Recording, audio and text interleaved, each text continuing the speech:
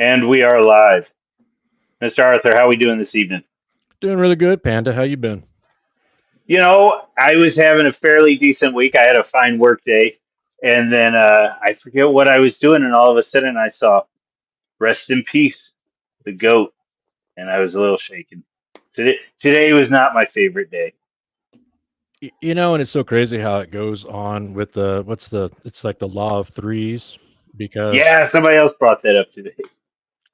I mean, and it was just kind of some crazy, accidents that had happened too. Because Malcolm Jamal Warner, remember from the Cosby Show and The Resident, the actor, he'd been in a bunch of stuff, Yeah. and yeah, I got to work that morning and started, checking in on the news, and all of a sudden, Malcolm Jamal Warner, dead at 54, and I'm going, "Wow, do you have a heart attack? Did you have an undisclosed medical, incident or something?" No, he got Yep. by a rip tide in Costa Rica, of all places. I'm going, "Okay, that's weird, but alright." But yeah, he was on vacation down there, and then, of course, Ozzy Osbourne, rest in peace. I mean, Right. that kind of been coming. He just done his final, kind of farewell concert and whatnot. So that wasn't too much of a surprise. But this one today, Hulk Hogan, 71 years old, heart Yes. attack in his house. I mean, just sudden, all of it, just like that. So yeah, the law of threes. But if you put me under the gun and said, who do you think next? Pick your next celebrity. He would not have even been a thought to be put on the list of one. No. Well, he's been. I was going to say touring's a strong word, but I don't think it is because I'm pretty sure last year he was doing a stand-up tour to some degree. And then he was up there doing the MAGA stuff and all that. So, in honor of, from my layman's opinion, because frankly, as a kid, I loved WWF, but I got out of it to some degree. I enjoyed it. I enjoyed it when he turned heel in WCW, but I didn't really follow wrestling. But we're gonna we're gonna go for this in honor of, again, my humble opinion, the greatest of all time. We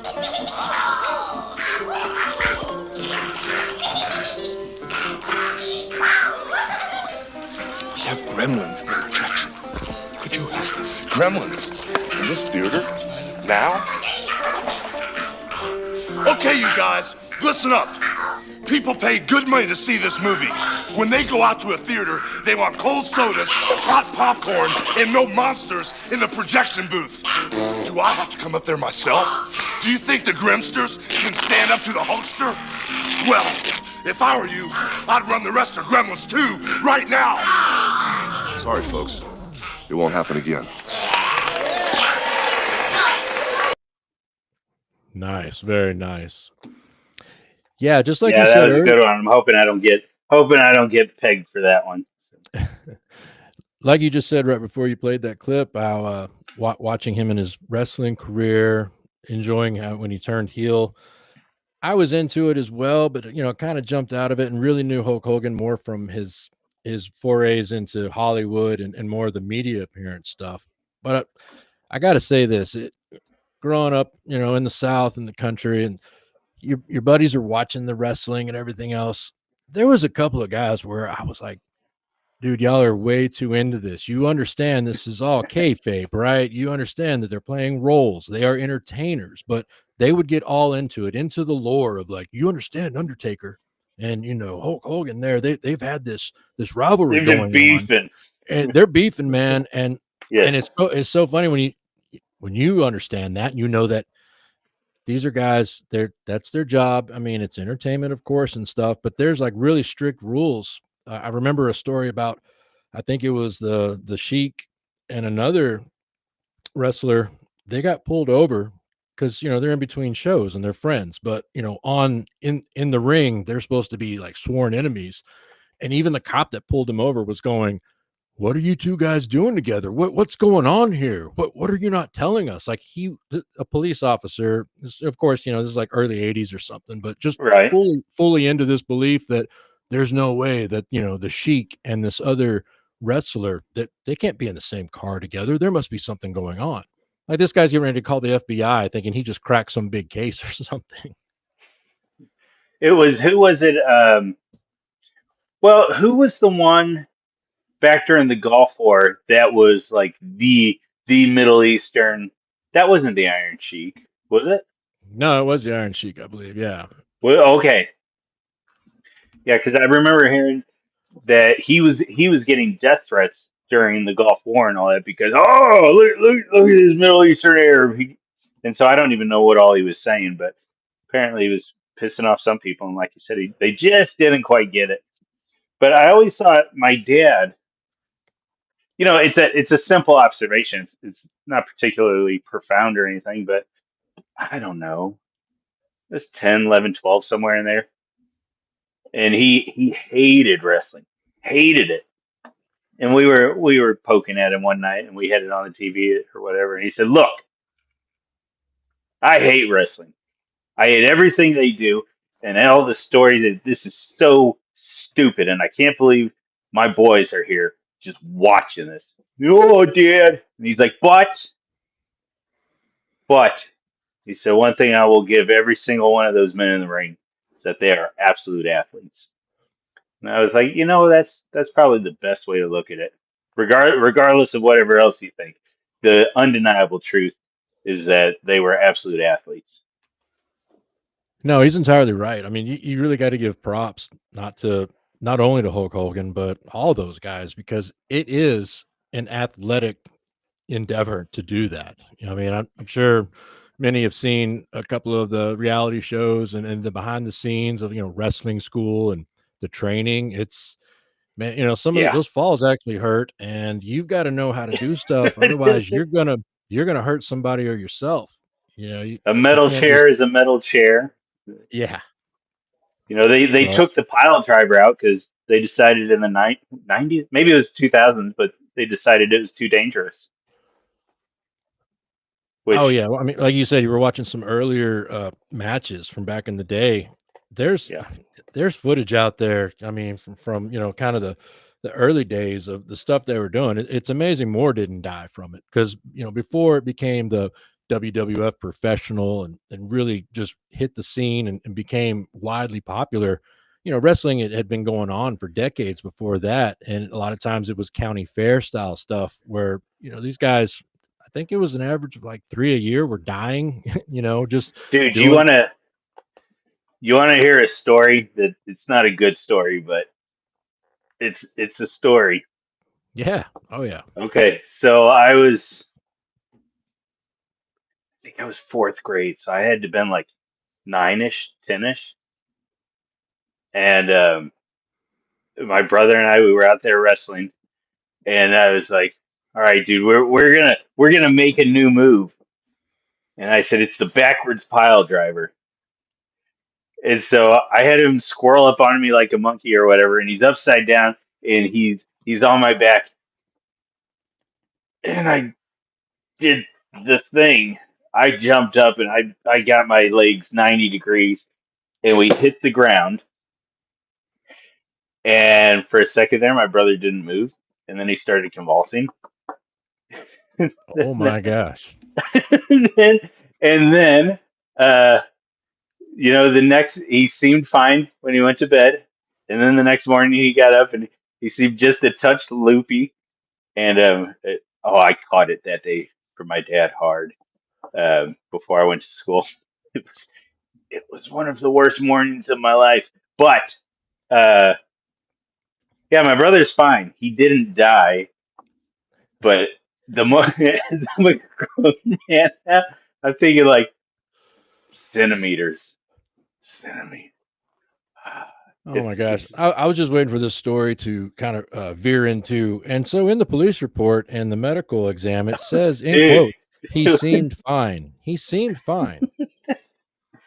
Oh my God. Oh, did you ever do that growing up though? Like, it's a wonder that boys make it to 25 years old sometimes.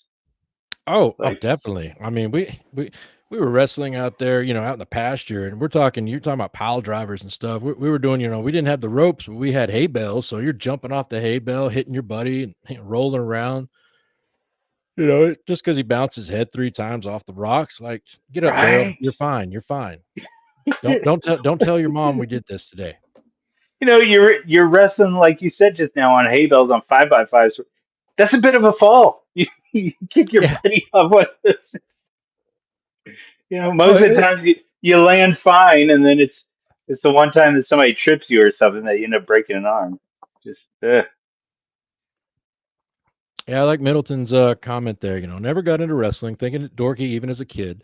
And it was kind of a shock to hear AA using pro wrestling examples in order to frame political ideas. But now I get it. Kinda. Yeah, I mean the kayfabe, that's the perfect, analogy for a lot of the stuff we're seeing. Not gonna get into on a tangent on that, but no, that's a good point. yeah. Kayfabe, the fake rivalries, the storylines. That's politics to a T. It seems nowadays, and it probably always really was. Well, are you familiar with Geo, Giant Geo? Giant, that name He's sounds a familiar. Canadian guy. He's a Canadian guy, big into wrestling, big into wrestling. I think, as a matter of fact, he's either doing a stream tonight or at some point because Hulk Hogan died. So, anyways, he had posted something. I think it was this year, a couple months ago, and it was this idea of sports by IQ, and one of the one of the least likely to have an IQ, a high IQ, was NASCAR, and one of those that had the highest IQ of watchers was wrestling. No kidding. So yeah, threw me a little bit, but because I'll tell you too, the guys that I've hung out with that did the NASCAR thing, they did the NASCAR thing. They were tracking all the points and they were making their fantasy teams and all that. And these guys are, I mean, maybe they don't have high IQs, but they've got decent bank accounts. So, I don't, That's true. yeah, I don't know. Yeah, for me, wrestling. It full disclosure, it was that kind of a childhood phase watching Yeah, it, and if I'm being totally honest, it was more of a kind of FOMO, fear of missing out, because you get to yes, school and yep. your buddies are talking about what Hulk Hogan did or Sergeant Slaughter and a lot of the older cats and stuff. So Sergeant Slaughter, holy yeah, crap. and The Beastie Boys. yeah, Holy and crap. so when a lot of people talk about watching, The Rock wrestling, by that point, Yeah, I I was was out. I was out. Yeah, Yep. knew who he was, of course, just as a pop culture figure and stuff. And then, of course, when Well, he started getting into the movies, but right. And it really is wild. I mean, if you go back and you look at how he progressed from being the wrestling superstar, he carried it. Even so, I would make the argument that Terry Bollea, Hulk Hogan, he was the greatest in the wrestling pantheon. Having said that, I think it's undeniable that The Rock has gone on to a much greater entertainment career than Hulk Hogan ever did. yeah, I was going to kind of make a mention of that, make a comment that when you posted up the Gremlins 2, the new batch, his cameo in that, for a minute there, he tried to make that leap. He Remember did. the Yep. Suburban Commando came out after that. Hmm. He had dallied in it just a little bit way back in the day when he was in Rocky 3, and then Yes. spot Yep. and no holds barred. But there was that moment in the 90s where Suburban Commando, Mr. Nanny, the Thunder in Paradise TV show, Yeah, he a no joke TV show. yeah. He's headlining. And for a second there, he kind of was making that Hollywood arc and making it work, and then just kind of fell off. And as you pointed out, The Rock, he probably looked at Hulk Hogan as an example, and might Yeah. have even taken pointers from him, because he definitely went a lot farther in a Hollywood career for sure. Yes. Yep. Well, and I will say, even though I wasn't following it as Rock came in, I've I've gone back and I've rewatched. I was doing it as a kid. Do you remember LimeWire? Yeah, Yeah, right. So I was not a big wrestling guy, but Hulk Hogan could get me interested sometimes. So, oh, dude, I remember using LimeWire and going and getting like 144p videos or whatever. with him wrestling Andre the Giant, and then that one that he where he wrestles the Rock, and it's just he does the 3 rock bottoms and then the people's elbow, and it's the passing of the torch. They even brought out Kevin Nash and Scott Hall or whatever, and they're beating up on Hulk Hogan because he lost, and then the Rock's got to come back in and throw it down, and the legend passes the torch. So I do sound like a nerd, and I wasn't. I actually wasn't. I just really liked Hulk Hogan. I like his personality. I like his. I don't know. Well, and like we said before we started the stream, looking at his rise into becoming a wrestler, becoming an American, pop culture icon there. It's the American story to me, honestly. I mean, his dad was a construction foreman. His mom was a homemaker. He was born in Georgia, raised in Florida, and he, tried to Well, start. I was gonna say he's just goofing off playing bass guitar. He's got big dreams, and that didn't work out. Starting a band in high school, and then he went on to college, and ironically enough, he was spending too much time playing his bass guitar and not enough time at college, so he dropped out of that.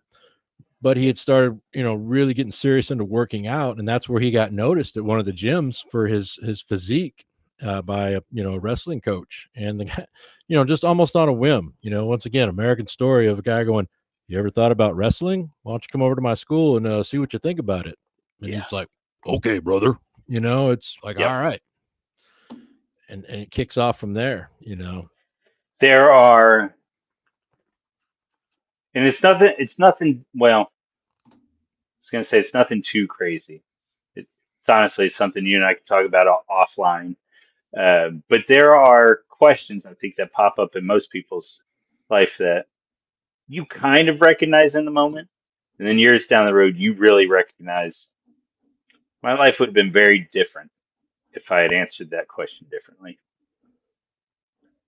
So, and I'm not saying it's good or bad. I'm just saying, sometimes it's interesting to think about, huh, what could have been. But at the same time, you don't want to do that too much because you want to be grateful for the life you have.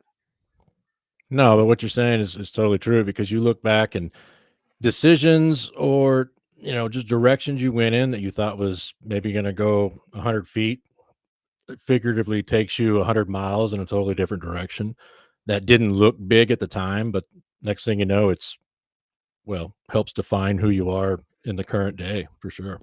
Yep.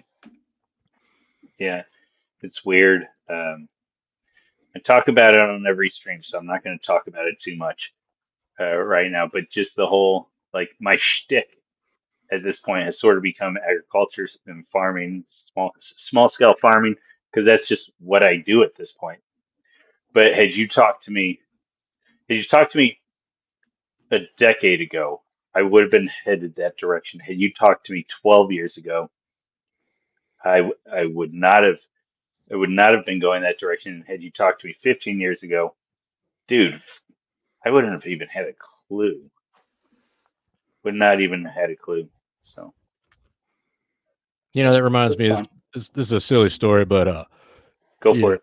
I obviously my handle is ArthurinCali, Arthur in California. That's what I go about on my Substack, what I go about on Twitter. So it's not some big secret that I live in California, but I'm originally from Texas, and I remember, I've been in this state almost 20 years, and that in itself is just kind of amazing to me, just for it happening like that. But I remember years back, maybe about 6 years ago, because I go back home and visit, and I remember I crossed the Texas state line, and I pulled into the town of Muleshoe, Texas, and I pull into the gas station, just walk in, probably, grabbing an energy drink or something. And the lady says, "Good morning." And I said, "Hi." And then she asked me, "Where are you headed?" And for a minute there, I've lived out here on the West Coast for so long. I don't want to make it sound like, everybody is just kind of closed in and never talks to each other at all, and everyone is atomized entirely, but it's just not the norm to like strike up just general conversations like you do. So for a minute there, I'm thinking, why is she asking me where am I going? And then I remembered, oh wait, I'm home. Yeah, we talk to each other here. And I said, "Oh, I'm headed to, the east side of the state." And then she says, "Where are you coming from?" I said, "California." And she just a simple question like, "What you doing out there?" And it just, I don't know, it just kind of struck me in my mind. I'm going, that's a really good question. Kind of ask myself that once a week. What am I doing out Now, here? And just did she know you, or could no, did you no, have the aura? I maybe no, I Right, think it was just a polite, making lady conversation. making Yeah, conversation at a convenience store, and yeah, you don't really get that out here on the West Coast a lot. I mean, there's a yep, couple of friendlies here and there, but that's just not the norm. I mean, I talk to the local convenience store lady a lot, but that's also because I probably see her like 4 times a week too, so I know who she right, is and stuff. But this was didn't know each other from Adam at all, and just with that one little question, "What you doing out there?" It took me back on an entire like mental trip, of yeah, memories of back of like I never would have thought I'd be out here, and it's just like you brought up earlier. You think back to just all those just little decisions or little directions where it spins out and where it takes you to, and what you've seen. And I know we talked offline about stuff that we've seen that we can't understand to this day. yeah, yeah. It's crazy, but that's a decent segue into oh man, life's interesting. It just and it is funny. It's the like we're gonna get where we're going, but you walk into a room sometimes, and it's just that smell. Yeah, Oh yeah, and whatever. instant flashback. Sensations, smells. Yep, yeah, A big one for me is I get out to the coasts not as often as I'd like. I love being next to the ocean, of course, but as soon as that salt air, kind of hits the nose, it takes me back to I don't know, 1,000 different memories, from back in the day, yeah. especially deployments. Yep. That's well. So um, huh, I almost gave too much information in there. No, I'm just thinking that often, often training or whatever, it was by the ocean, and so you go up in the air, or you're doing stuff on foot, and yeah, the water, the wind, that smell. And it's crazy too, the things that you wouldn't think, or at least in the moment, you don't realize you're smelling something. Right. And then all of a sudden one day, something, the atoms and the different things, the cells, they did their juking and jiving in just the right way that it replicates it, or close enough, and you get like an echo of that smell. And that's the one I think more than anything does it for me. Not even not even so much the an experience itself, or seeing something, but if the right smell comes along, it's like, oh crap, this is interesting. And sometimes it's good, and sometimes it's like, I didn't feel good last time I was smelling this. That was not a good situation. So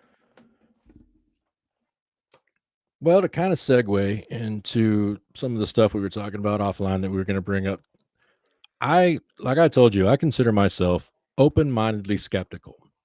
I'll listen to just about anything and people's stories, and yeah, if at the very least entertain it. Now, I'm not talking about some stupid video or some conversation with a lady saying, "Yeah, and then they took me up and I met Bigfoot and the Greys and Wayne Newton was there too in the spaceship." Now that one, okay, right, sorry, yeah, lady. And then they impregnated me with Elvis's clone baby. Like, okay, no, I'm not not that open minded, not at all. right. But at the same time, there's things in the past that just cannot be explained, no matter how many times they try to explain it. I mean, a great example. I'm sure you heard of the Phoenix Lights incident before, right? Well, is that the one that was the mass hysteria in Arizona? that's what they've pondered, kind of just claimed it off as in Right. 1997, all the lights, and they explained it away saying, it was flares, but you had hundreds of people and video witnesses and saying these flares, they were hanging there for, well, it was well over 2 hours, and they Yes. were in specific plotting points to make triangles and just everything about it. And it was so weird too, the response. I mean, just the very next day, the governor comes out, has a press conference about it, and they had the guy come out dressed up like an alien. He's like, "Yep, here it is, ha ha ha," and they all laughed it off. And then I think it Right. was not roughly a decade later, he's on the shows. He's no longer governor and everything else, and Yeah. explaining, saying, "Yeah, I didn't set that up. They told me that's what they were That's doing." what I And was getting. Okay. Yeah. yeah, and they're asking this former governor, like, "Well, who was they?" And he goes, I don't right directly know. It was my team. And he Yeah. was Well, pretty, and if I did know, you think I could tell you? yeah, but he was essentially saying that, yeah, it is unexplained. Right. We laughed it off. We called people kooks for claiming that they didn't understand what they saw, and that wasn't right. But it's don't know what Was it is. it just this year that they had the whole drones up in the air in New Jersey or whatever, Now and that they one, couldn't say where they came from?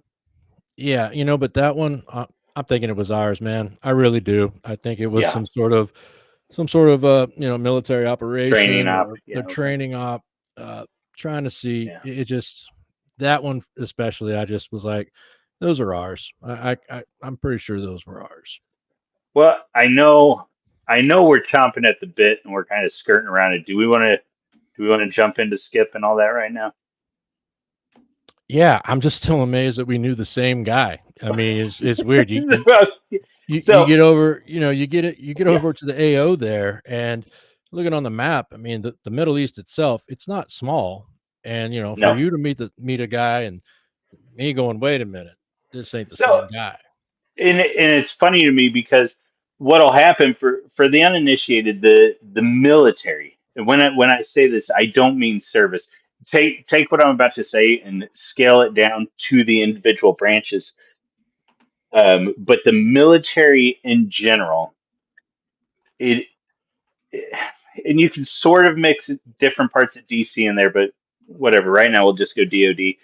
It's amazing how you might just wind up talking to somebody that either knows somebody, have one degree of separation, which is the story that we're about to jump into. But then the other part is whether it was somebody from boot camp, whether it was somebody from a battalion you were in 15 years ago or whatever. It is crazy how coincidental. It's almost eerie how coincidental it seems sometimes when you run into certain guys. Uh, I don't know. You want to dig into that? I mean, that's how I would phrase it. There were guys I remember. We go and we ship off to our different battalions. We're doing different things, and I run into somebody from boot camp in country. It's like, oh, what are you doing here? Oh, I don't know, man. What are you doing here? It's like, no kidding. No, Like, you're exactly right. I mean, I've pulled into places back when I was active duty, and would see somebody, actually entirely right on point there. A guy from boot camp was I was with a helicopter squadron, and I walk into a a nice club at night with a lot of very respectable people. I'll just say that it was a very, very respectable establishment. Um, you can fill in the blanks however you want. And I look over at the table, and a guy's sitting there with a buy me drinky person, and I look over. I'm like, Mark, what? I hadn't seen this guy in years from boot camp, but he was there in town because he was on a sub. He was a submariner. He was on a submarine, and they just pulled in. And I'm going, this is a small world, because there's so many places you can get sent to, but then you see somebody. But the gentleman we're talking about, when I met him, and I think when you met him as well, he was a contractor, and within that yes. kind of Well, DoD, as far as I knew, yeah, as far as what he kind right. of would intone, but normally on that one, if you're a contractor, you could work on, 15 different sites in 6 months. It just all depends on what they have you doing, where your specialty is. So I was surprised, but not really surprised that we'd met the same guy. And then the only thing I was really surprised about is what he had told us about. Yeah. So I'll give you guys my intro, and then you might have ran into him more than me. So what happened is different things had gone on during deployment. In the middle of deployment, how do I put this? If things need to happen, things will get done. And remember me saying that, because that's going to be coming up. It's foreshadowing, as cinematographers talk about. But so in the middle of deployment, I'm going back stateside. I deal with some security issues back there, and I'm coming back to get in country. And the big super base, when you are heading over towards Iraq and to different places in the Middle East, is a place called Ali Al Salim there in Kuwait, and all it is a giant chow hall and a runway, because its whole purpose is to keep punching guys out in the Middle East. So what happens is, when you get there, and this is why I was saying, when things have to happen, they will happen. But otherwise, it's just hurry up and wait. When you get to Ali Al Salim, if you are a single man like I was, trying to get back in country, there's a little stooge out there, to be cruel. There's a guy out there with a clipboard, and he's watching the manifest, and he's watching the passenger list, and it's based on priority. And if you can get on a flight, and if your priority is high enough, you're going to punch into country. So I'm over there, and luck of the draw was that there were guys that kept going in front of me. And so I'm spending several days over there in Al Salim, and there's this fella up in the chow hall, and he's a little bit older, slighted, pretty average build, a little bit slighter. And it's just one of those things. You end up seeing people so much, if they look kind of interesting, you're bored out of your mind on Al Salim. You're just waiting to fly out. And so he was over there, and Kuwait is hot, like stupid hot. And this guy, he would roll his sleeves, but he's just got on these long button up shirts and whatever. What's the deal with this guy? And just look kind of weird. So anyway, I go in like, hey, what's up, dude? And we get to talking, and it starts out talking about the country or whatever. Second or third day, he's like, hey, what kind of stories you got? I don't know. Like, dude, I don't even know you. I don't know your clearances. I don't know. I don't know. I really don't even know who you're working for. So like, where are we going with this? Nah. He's like, you ever heard about them bears? You got black bears, grizzly. Like, what are we talking about, dude? And he's like, no. You heard about them sand bears? No, I haven't heard about the sand bears. What are you talking about? Now, this. Well, maybe we'll get to it later on. I was going to say this was before different things went on with some dogs and what. Anyways, uh, we're just talking. He starts telling me about these sand bears out in the desert. It's like, sand bears. What are you talking about? I'm there for the first 2 minutes. I'm like, is this some sort of code that I'm not picking up what he's putting down? And he, no joke, was talking about sand bears, and he was describing this critter that. And jump in here because I'll be honest, I was half listening to him, and I was like, what? Okay, here's another one, guys. You will get yourselves wrapped into conversations that you look back and say, doggone it. How did I wind up talking to this guy, me and my big mouth? And I was half thinking that's what I had done with Skip. So, talking to him, he's talking about these sand bears. I'm convinced at this point he's talking about literal bears. And he's like, yeah, man. They start crawling through the sand, and they start coming up in different sites. So that's where I'll leave it. I don't know if you want to jump in, Arthur, and Was that, how did you guys meet? And then what was his intro? Was it that blatant with you? What did he start digging in on your side? Yeah, see, for me, it was a little bit different. And this is what's interesting. I mean, interesting overall that we knew the same guy over there within the area, but I don't know if he told you exactly what he was doing while he was in Kuwait, because I met him in the Kingdom of Bahrain or Okay. Bahrain. And, there's the naval support activity there.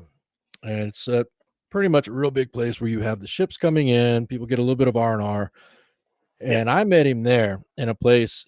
We all called it the Desert Dome, and what it was is pretty much the food court, a couple of bars, kind of open air, a lot of tables, nice huge. Remember the cooling fans that had the water plugged in, so you. No, I don't remember the cooling fans because we were always envious of you Army guys and the R&R you got. Okay, so it was a horrible experience sitting there with that ice cold beer.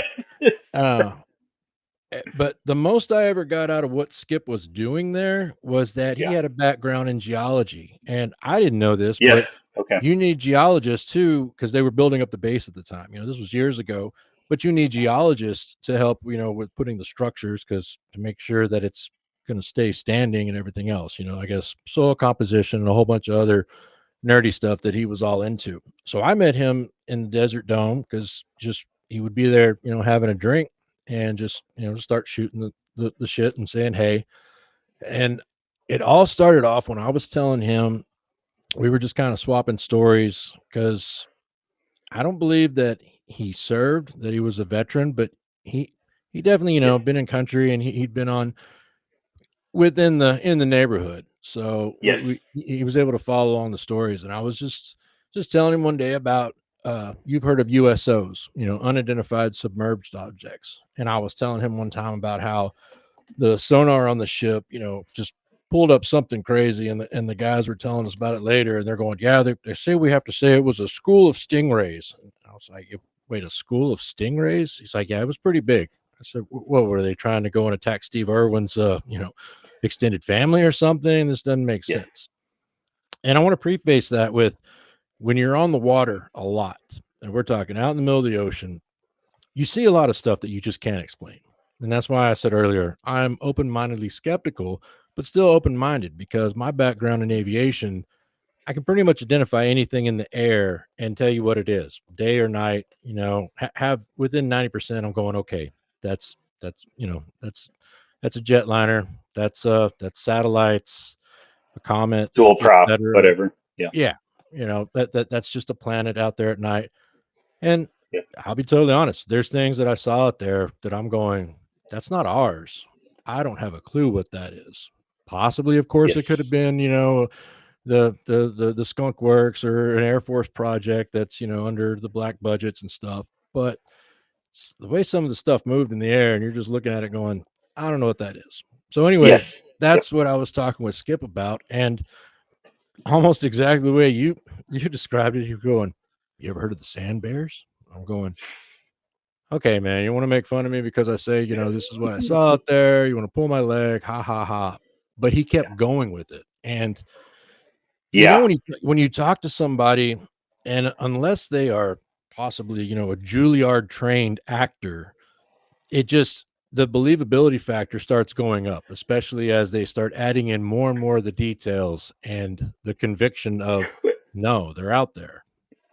Right. Well, and that, so there are a lot of guys that talk big in the military, and there, I mean, there's a meter out there, and you can sort of start telling who it is that just is outright lying to you. Now, there's boys from the backwoods that will tell fish stories, and then there's guys that will just outright lie to you. And usually they're white lies, but it's enough that it's annoying. And if it gets to the point, if I can't trust you that these manifests were complete, or that these logistical milestones weren't met, I really don't care. I'm not here to waste my time hearing your 3-hour explanation. So while I was annoyed with Skip, none of those bells were going off. Right. And that was the weird part when he was talking. But yeah, sorry, I jumped in there, but that's just what. No, you're exactly right. And something to add to that was when somebody's telling you something, you start recognizing a few of the traits, especially when their tone and their inflection of how they're telling the story. Right. And also, this wasn't like the first time that I was at the bar, and Skip started out with like, "Hey, I got this story for you. You're not going to believe this shit." Yes. It Yep. was Yeah. it Yeah. did Yeah. not it was not across from that. This was, I mean, when he told me about him, I think this was probably maybe like the 10th time that we'd kind of hung out, because I'd always see him, at the Desert Dome when I go over there.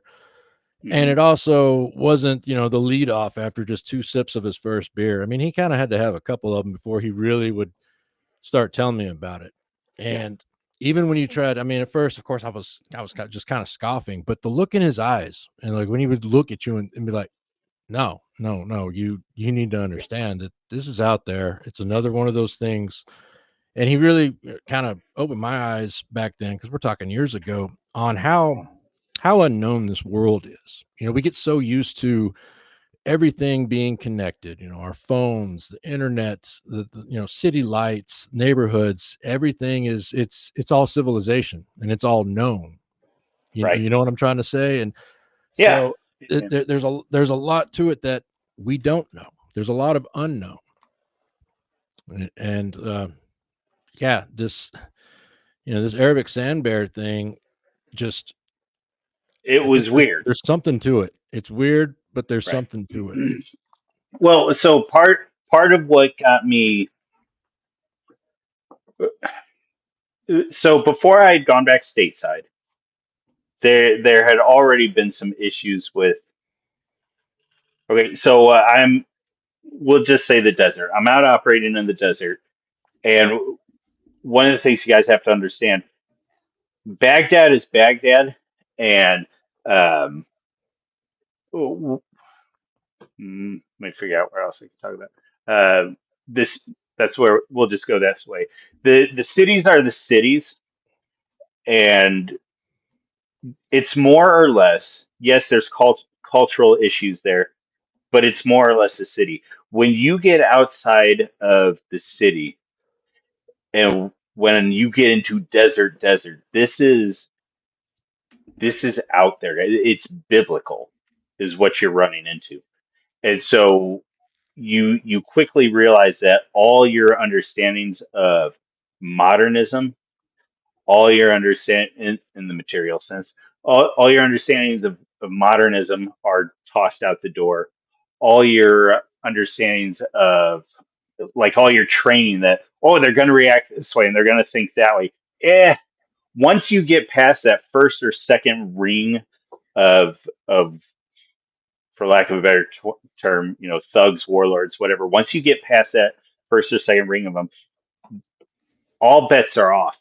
And so one of the areas I'm operating in, and what I mean when I say all bets are off is your understanding of Islam, whether it's through training, whether it's through your personal resources and research, your understanding of Islam goes out the window, to, for the most part. So this is all a really long segue into, I'm operating in different parts of the desert, and there are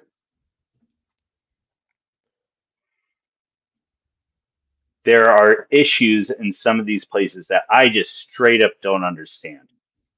And what the terp is relaying to me, I'm not catching.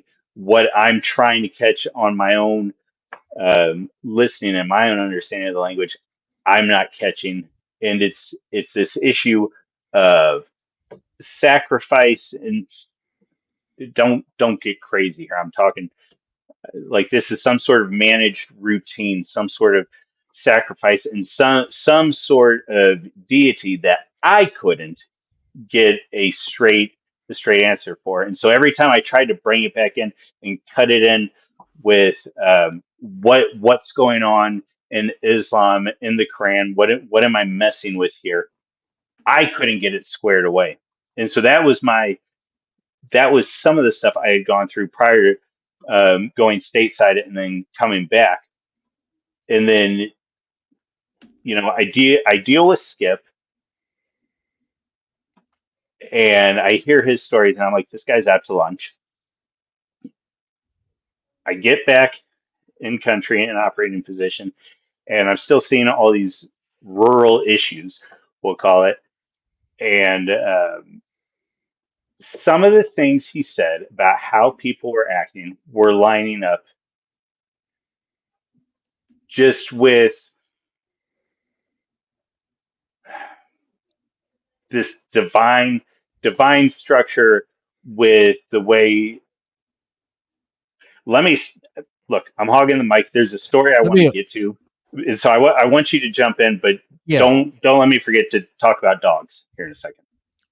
no, but what I wanted to add to that, and I think what you're trying to explain is, in a way, in America, and of course in Europe, you have the folklore, and you have the beliefs, Right. out in the hills, and in a way, I kind of alluded to the way Skip was explaining it is you have the city Islam, and then you have the mountain Islam out there, and so of course, say you're in Dubai, there's going to be a certain brand there, a strain, Yeah. a collection of beliefs, and of course traditions, and just the Islamic culture there, but Hmm. you just go roughly 2 hours west of that Yeah. into the barren desert. It's a whole new ball game. It's totally Right. different. It's almost, it's like going to the Which is different from Afghanistan, which is different from Pakistan. yes, Yeah. exactly. I mean, just like you can go to the mega church with Joel Osteen and all that, Yes. but then Yeah. Yeah. you go an hour away and you're at the country church there off the dirt road. It's going to be different, and there's going to be a whole new set of customs and beliefs. I think that's what you were trying to Yeah. kind of allude to, right? So yeah, and that's a good way of putting it, because I mean one of the easy ones to jump to is the snake handlers down there in mid Appalachia. Yeah. Yeah, and it's a good way of digging into it. It just and so it's well, wasn't Rasputin Christian by name at least? That guy was, you talking about in Russia? Yeah, That guy yeah, yeah, did? yeah. Oh, Well, same idea in that more of a that mystical, right? I mean, well, I think there were issues with him being legitimately Orthodox, but that it gets into exactly what you're saying. These sects and denominations, and if you somewhere in there is a dot, is a an anchor that allows them to say, no, we are practicing Islam. And I'm out here as the Westerner saying, like, whatever, dudes. Like, okay, I don't know where this dot is, and I don't know how you're tying what I'm seeing. Did you did you ever see any of the, trying to figure out how far I want to go? Did you ever see any of the bloodletting? no, I did not. That Did you hear uh, about it? I heard some stories, Right. but Yeah, yeah. never visually. Right. So I I didn't see it.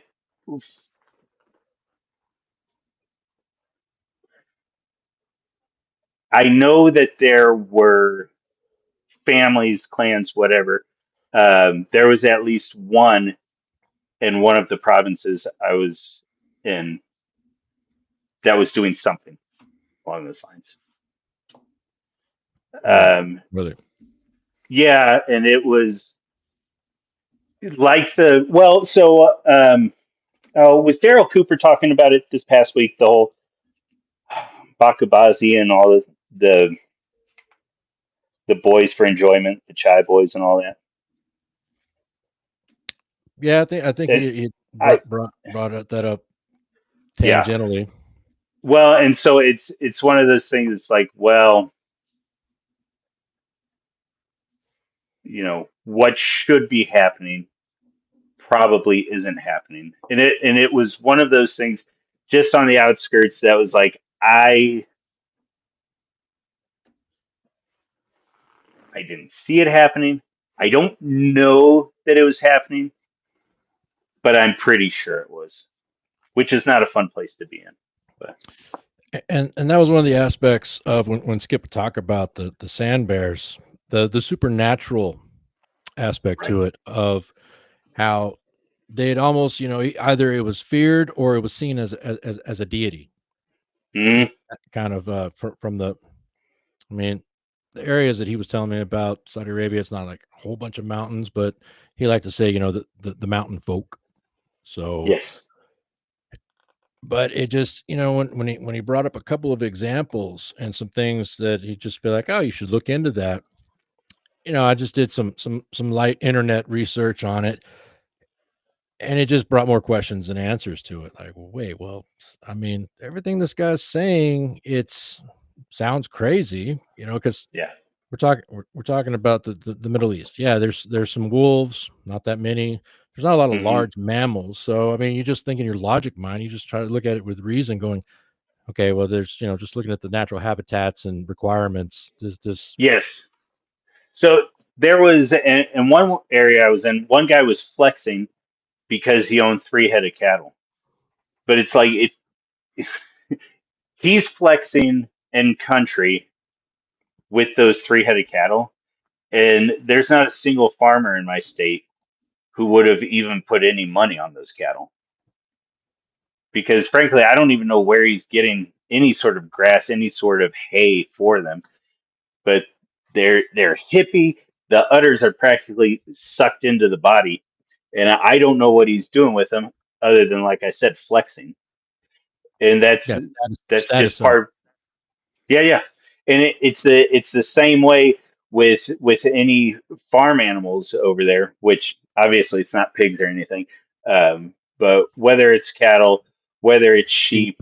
sheep, the goats can be pretty hardy. Uh, but the big one for me, and so actually, do you have anything? Because if you don't, I'll go on with what I was going to say about dogs earlier. No, no, no. Go ahead. So I was just okay, only thing I was going to add to it was, of course, with the sheep, the doing there, the tribes are very nomadic, so they're always kind of right, moving along with the herds, because it's not like agriculture here where here's our goat farm and here no, they're it's always moving. biblical. Yeah, Yeah, I yeah, mean, even with all the opulence of, say, Dubai and Riyadh and the skyscrapers, and that project they're doing, the line straight through Saudi Arabia of the yeah, future city, you still have people living the same way they've lived for 1,000+ years out there in the desert. right. So um, the thing that made me say, besides the seeming whispers, because half the stuff is you come back to the States and you start putting stuff together, and it's like, well, what did I see? What's going into my after action reports? What, even then, just on a personal level, it's like, what did I learn while I was there to make me more prepared and more capable on the next go around? Um, and so that then starts, thinking, what was it that I saw? One of the things that you'll run into here in the States, especially if you're, I'm not denigrating anybody right now. I'm just relaying my experiences and the understanding I have. But if you if you deal with Muslims out of Detroit, out of Bowling Green, out of New York City, out of wherever there's a decent sized population, you start learning that, yeah, Muslims in general don't like dogs. There's a bunch of exceptions. There's some religious exceptions and cultural things going on in different parts, especially like Afghanistan and the different mountainous areas. You'll see different things going on with dogs. However, in general, especially here in the States, you're going to run into this idea of like, dogs are dirty. And that's basically where they leave it. Dogs are dirty. and so I had known that growing up because I had run into different groups growing up, and it was always that dogs are dirty. We don't drink alcohol. We don't own dogs. We don't. It's dirty. So I thought that's what I was going to be running into. But when I'm over in country, there was one night in particular. We had a bunch of guys coming in with trucks, and we were different things had gone on. We were pulling everybody out. We were searching everything. Those trucks, and when I say trucks, it was everything from the big jungle carpet trucks to more or less semis. These are money trucks that are going through with cargo, whatever. We're pulling everybody over, and we are lining everybody up against the wall. And it was the first time that we had an MWD, excuse me, a military working dog on site, Uh-huh. and the this was not a dogs were dirty type experience. This was a get that demon away from me experience, and to the point that we could have 30 guys up against the wall, and they would be laughing or whatever, and either whistle for the handler or the handler's walking by, and everybody's back up against the wall, just pressed up against it.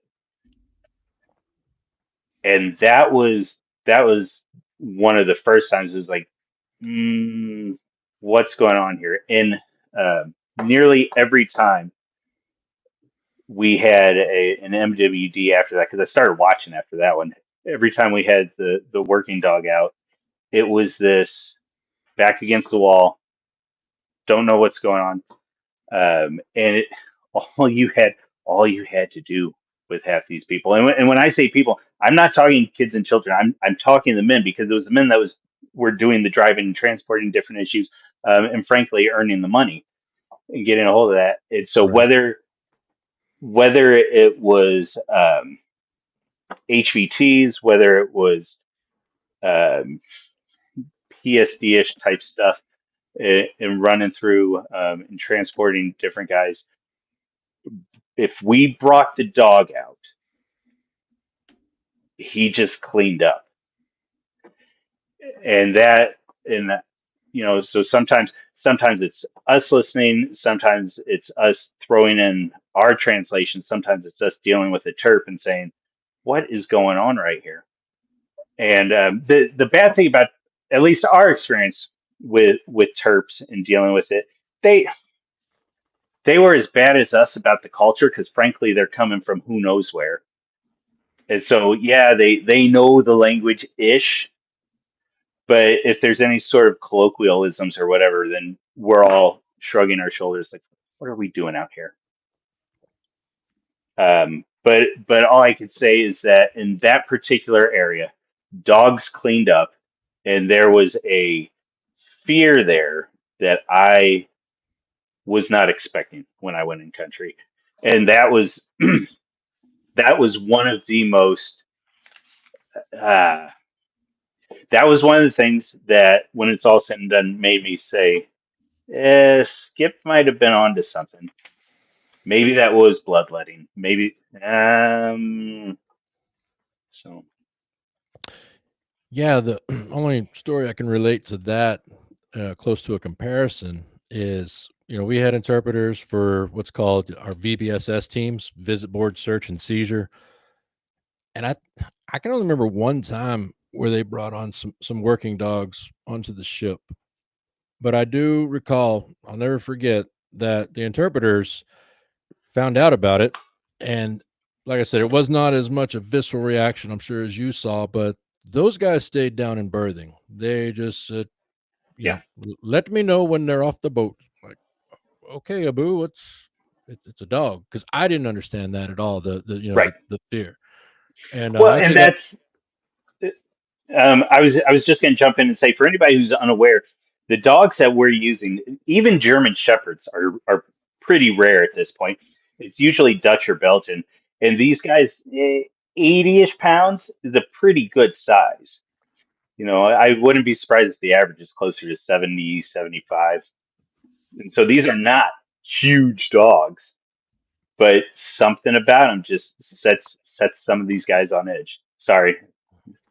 Oh no, that's fine. I was just saying that was my only exposure to just to me, and an unusual fear of the dogs. Of why are you getting this reaction? I mean, I love dogs except for pit bulls. Not a fan of those. So I could see that if you brought a bunch Yeah, of yeah, pits on board or something. I'm going, "Hey, it's just a shepherd. Dog was yes. happy, smiling, but no. And I remember when we were talking offline. Skip in relation to these stories, he was telling me that his experiences were when he worked in the oil industry. So he was out on some of the remote sites where they were speculating, for drilling and whatnot. And so he Yeah. really came into contact, as you alluded to earlier, that I don't want to sound derogatory, but that backcountry religion, the backcountry folklore and belief systems. And so it Well, because seemed, it's wild how far they punch out still with exploration, oh and yeah, that right. And so at one point we were going through it, and what was the? Did you use the eye scanner? The something for building a database, and I can't remember. Anyways, there we had a database we were working on at one point, and we were pretty out there. But then, like you said, I've run into um, oil guys who are like, "Yeah, dude, that's pretty normal. We were there and then some." yeah, there was always so much going on there, and you're thinking to yourself, isn't this technically a war zone? But is that Chevron over there? I mean, hey, money's got to flow. The black gold's got to be found. It's I always thought of it of, I'm sure you've read Frank Herbert's Dune. The spice must flow. I always saw that as an entire allegory, kind of for that area of, Hmm. it's still got to get pumped out. It's still got to go. And from what Skip was telling me, a lot of his stuff seemed to happen over in Saudi Arabia while he was there. And as Bear we said, wise, or like his operations. well, I mean, pretty much they rolled into both Okay. the bear stuff and operations. He said it was kind of a contract with he's. I love how he put it too. He's like, an oil company that you would know if you ever went to the local gas station. So I kind of put two and two together. I'm like, okay, Okay. Yeah. Yeah. and but how he would explain how they would these operations, you're not going back to the hotel that night after work. It's Right. you're out there on a remote site, and it was almost fully self-contained. With the uh, mobile. I always want to say berthing, but you know what I'm talking about. The mobile Yes. Yeah. Yeah. sleeping quarters, kind of a galley, or Sleeper trailer. yeah, Yeah. Yeah. and then the work trailers and whatnot, and then of course the rig sites. And so he would talk about, it's like, yeah, we had, supply trucks come in and out on occasion, and even have kind of a rudimentary airstrip in case they needed to get in and out. But he goes, once you're out there, you're out there. I mean, the closest Right. quote unquote town is a 3-hour drive east. I don't remember the Yep. exact name of the biggest city there, like Takmud or Takud or something. But yeah, I mean, you're on your own out there. It's fully Yep. self-contained, and so you might as well be on the far side of the moon for all intents and purposes. Yes. Yep. Yep. And so with the sand bears, as we talked about, with kind of the country religion, a lot of the workers you would talk about, like the older ones, not the guys that they would pick up from the cities or whatever. The older ones, Mhm. they pretty much they knew what was out there. I even talked about how they would have kind of their little, not trinkets, but the little figurines, and they would bury them in the Mhm. sand as kind of almost an offering of respect to So, not be bothered. did you see them? Because The I fig- heard about them, the but figurines. yes. So I don't think Skip did this for you, but he kind of tried to draw it out, and he was not the best artist, so it kind of looked more like a teddy bear graham cracker. So Okay, okay. yeah, and I'm going, looks like a teddy bear. And he goes, well, it looked a lot more than, it was a lot more intricate. And yeah, I'm not an artist. I'm like, "Yeah, obviously, Skip." But yeah. And you got to So remember too, he's drawing this on a napkin, 6, 8 beers in. So yes, so he said something about figurines. I think like the second or third time that he brought it up, and I was like, oh, okay, and it had gotten to the point where it was like, okay, yeah, man, like this is great. So I don't think the reason I got excited and asked you, I don't think I ever saw him. I saw. I'm pretty sure figurines, but it's one of those things too. It's like you don't stop. Depending on what you're doing, you don't stop it. So whether you see something out of the corner of your eye or whether you come up on what is seemingly an altar or whatever, unless it's mission critical, you're just moving through. So I got excited. I don't think I saw any, but I saw figurines and I saw that sort of alterish area going now, on at different we times. talk when you bring this up, right? Was it kind of in the best way to describe it? Was it in a kind of like a Blair Witch style, very crude, just kind of just mocked up out there in the desert? Believe it or not, and Witt's gonna laugh at this. I have never seen the Blair Witch Project, so that whole reference is lost on me. Was it just kind of looked like a bunch of sticks kind of tied together in a weird form? Well, Or are we talking like actual like a sculpture, like somebody had taken a bunch of time to it, or was it just kind of quickly put up? no. So what I saw might not even be remotely a thing because this one was more it was more formed, and I don't know. I don't think it was clay or anything, but at the same time, like no, there were no sticks to be had in that area, and Oh, so okay. I don't know what it was made out of. But no, it wasn't like sticks, whatever. Did you see Middleton's comment about the teddy bear graham crackers? Okay. Very good. Boy, you go back. I bet I could smell those and have memories off graham crackers, Teddy Grahams, and all that. Yeah, true. Yeah, goldfish too.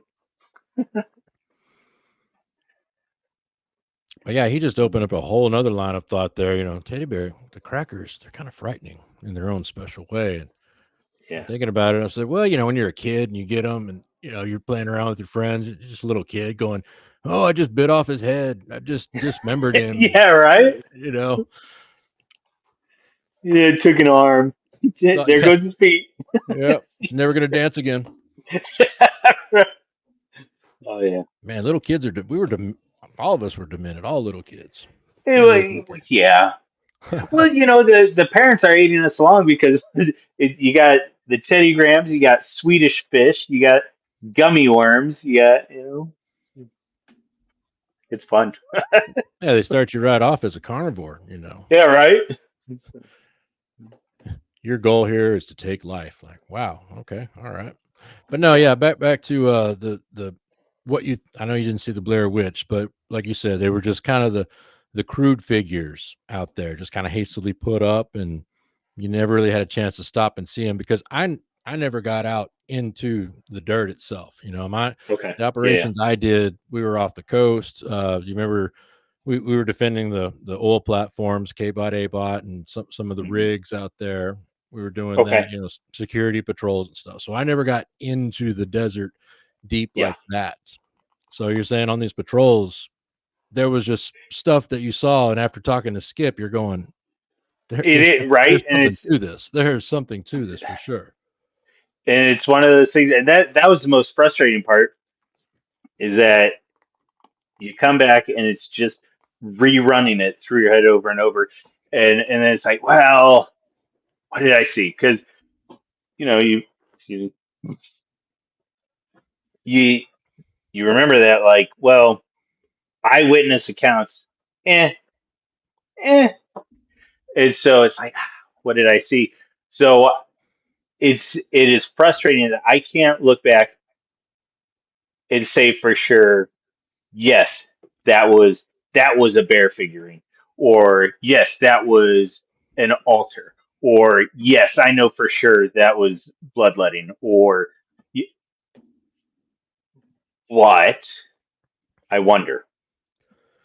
Yeah, you And think there was enough eeriness there that Skip's stories today seem way more plausible than back when it was, well, back before I met him, simply.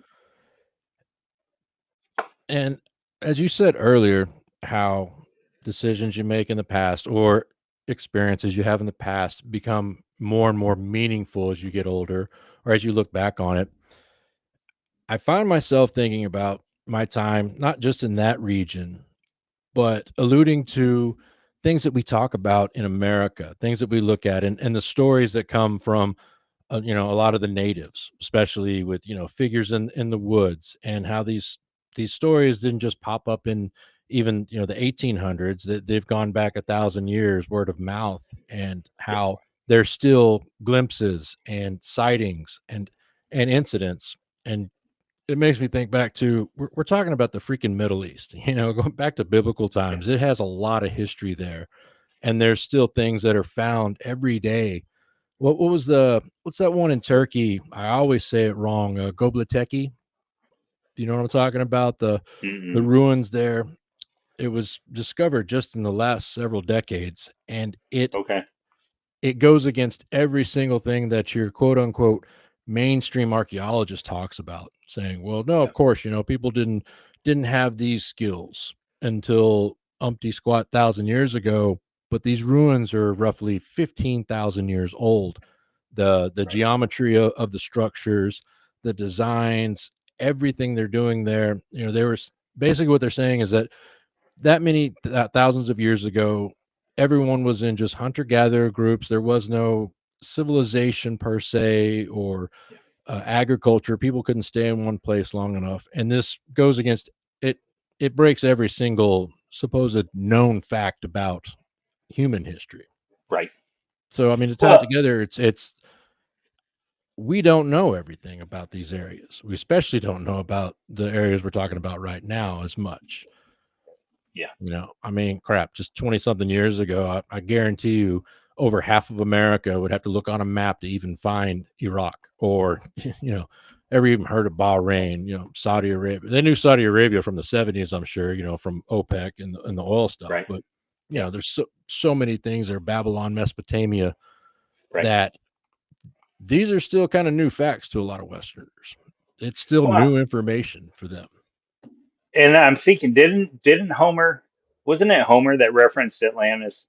And then just the fact, I think it was like 3 or 4 months ago, the whole Egyptian thing, the fact that they could make a hubbub about the tubes that were under the pyramids and all Mm-hmm. that, the fact that that could gain any traction at all is a testament to how much is still unknown of pre-modern civilizations.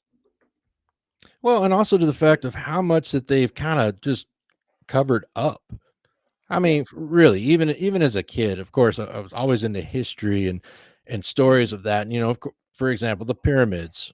Even as a Yep. kid, I can remember looking and going, "Wait, you're telling me that this just took thousands of slaves and some papyrus rope, and they were able to do all this? Give me a break." All Right? right. Yeah.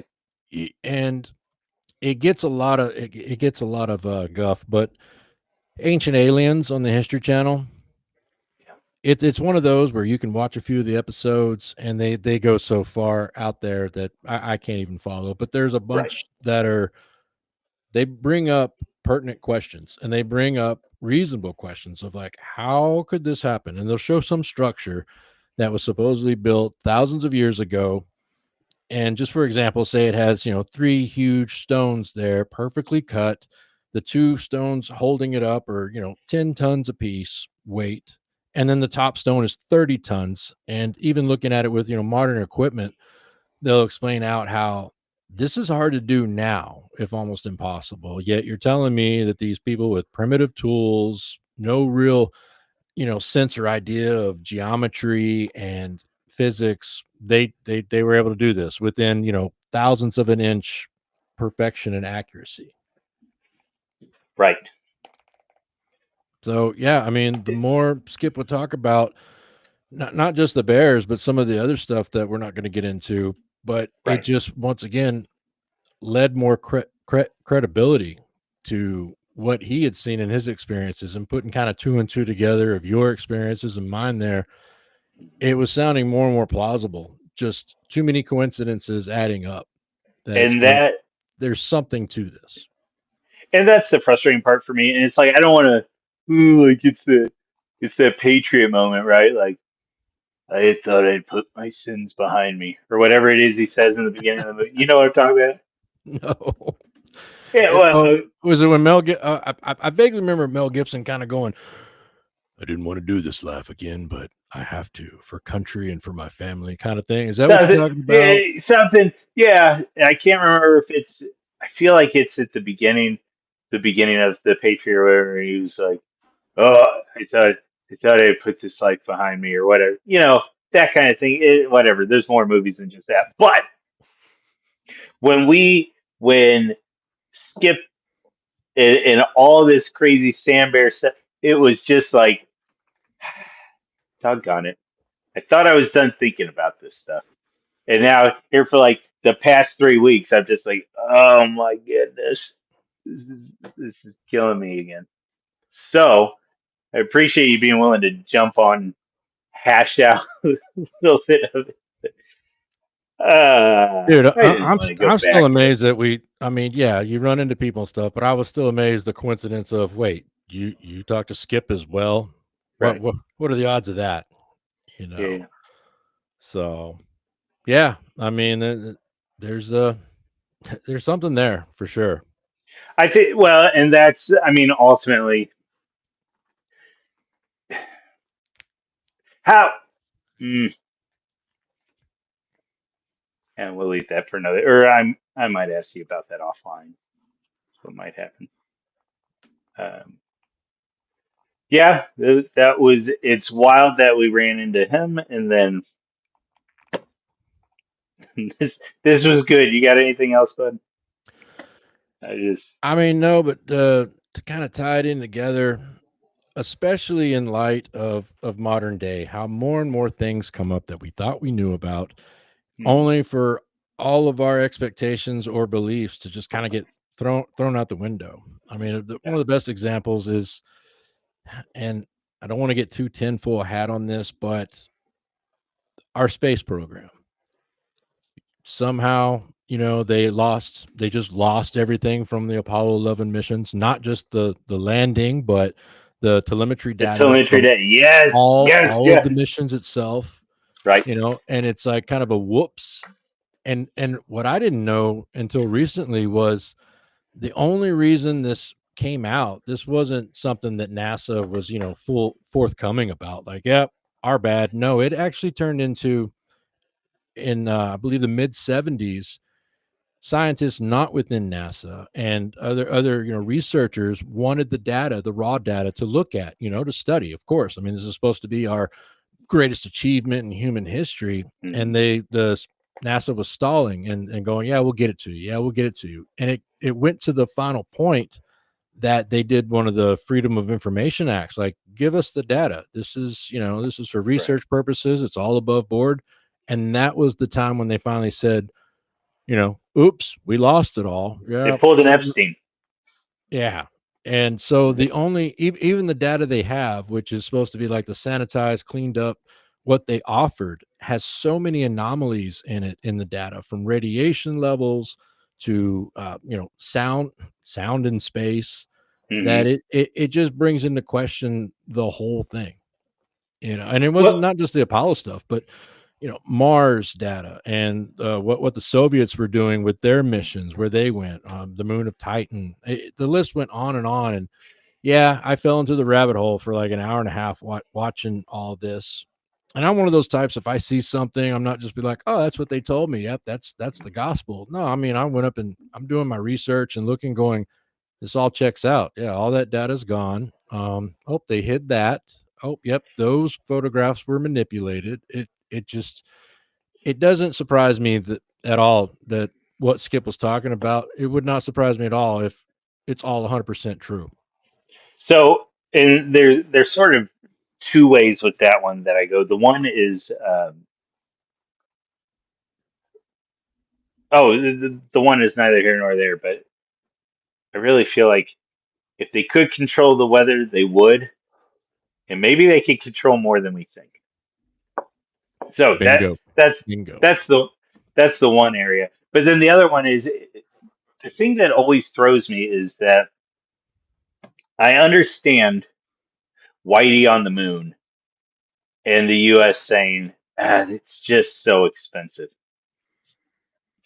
What throws me is the lack of that record still stands. That no other country found it worthwhile to beat the U.S. Right. I can kind of buy into, oh, we were so good, it's just so far out there, and it's like, well, I can kind of buy that, but the almost collapse of the space race throughout the entire world just throws me. And I know there's a space station and so on, but I'm looking for measurable metrics. And to my way of thinking, since the moon missions, we don't really have anything. We've got some telescopes that can go out, see a little bit further. We've got some telescopes now that are running radio frequencies and can give us an idea of the shape of the planets and what goes on in further galaxies. But a material accomplishment, I don't think has really been achieved. I guess we landed. Did we land rovers on Mars? That was, Yes. yeah. And From so what they've told us. that's From what they've told us, yes. right. I mean, this would be But a do you see great what I'm topic saying? Like that for an whole, entire other show. I mean, yeah, okay, that's fair. it's a can of worms.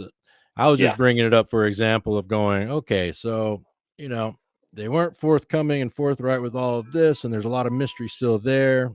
Why couldn't yeah, there be mystery in this area? right. And No, that's what I was ending that's on. fair. That was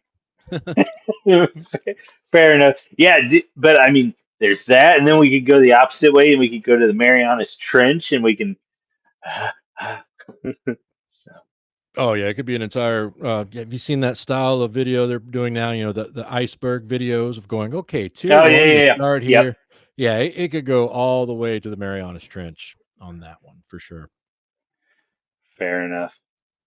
But This is yeah, hard enough. so I'm when it comes to sand bears, like I'm not. Oh yeah, they're out there. I don't know, man. But but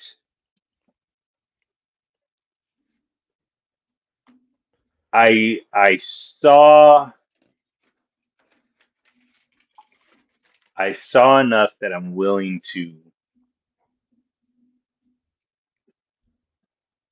I whatever. I think There, there was something. I I think what think you're there trying was. to say, or at least how I would say it, is there's enough dots on the page right now, and a few are connecting. Enough are connecting where I can entertain what he told us and what he was talking about. You know, the dots of experience and observation, and just there's more Dude, to they it. were, There's a lot more to it. yeah, and the people were scared at times, and they were supposed to be afraid of us, and that's not what I always felt. Exactly. Exactly. To them, it was, especially in that region, not just our, interventions. We're talking decades upon decades of it. it's land of war. Yeah. That's a constant stuff. And so to see people who were unhappy, I'm not going to get into all that, but they weren't happy with what was going on with us there. But to see something that was there before us and seems to have been there for a long time, to see the reaction to that, yeah, Yep. something to it, something there for sure. Yeah, that's a pretty good bow, I think. Yep. So, all right. Rest in peace, Well, Hulk Hogan. on that, I guess I got Whitaker getting jumpy, but all right, guys. Well, we appreciate you listening to our rambling. Man, God bless Terry Bollea. God bless the Hulkster, and oh, how rude of me, Arthur. You got any sort of shilling before we get out of here? Oh yeah, like I said, you can find my my work on Substack. It's ArthurinCali's Thoughts. I also post and ramble a bit on Twitter at Arthur Returns, and jump on here with Panda every once in a while. Thanks for having me again. Absolutely. Hey, it was my pleasure. We will get this figured out, and I believe not to step in it too hard, but I think we might be seeing you again next week because we are doing a King of the Hill retrospective. Does that sound correct? Yes, sir. All I've right. got a long weekend of watching King of the Hill. Not going to watch the entire 13 season, just slam not 13 watching. seasons. No, but I was figuring on, possibly watching a couple from each season, kind of to get Yep. that feel, so that I have some thoughts on how it progressed. There's I some will, bangers. yeah, I will say that it gets. Well, I don't want to get too into it because we're going to get into it next Yep. week. Fair enough. But I will say that I like the show, and I think it'll surprise you. Some of my thoughts on it, on as a Southerner when it came out, Oh yeah. how it treated, Southern culture and lifestyle. Some people probably won't have my viewpoint of it, but that's okay. It's opinions. But Yep. I was pleasantly surprised when it first came out, because when it did Good. first come out, I watched it, every new episode, and it was Yep. how nowadays you have the cultural events, and that kind of. Yes. But back then, especially when it came out, you didn't have streaming, you didn't have YouTube, you didn't have all of this, so it was one of those kind of zeitgeist moments within the culture. Yeah. Well, and like you said, not to go too far in depth, but it was running against the Simpsons, and then eventually it was still making fresh episodes when Family Guy came out. And so it always seemed like it was both the dark horse, but it was also Old Faithful. It's so, Yep. but yeah. So, all right, cool. Well, we'll get into that next week. Guys, make sure you follow Arthur on Substack. You can follow both of us on X. And we're going to get out of here. Take it easy. Take care.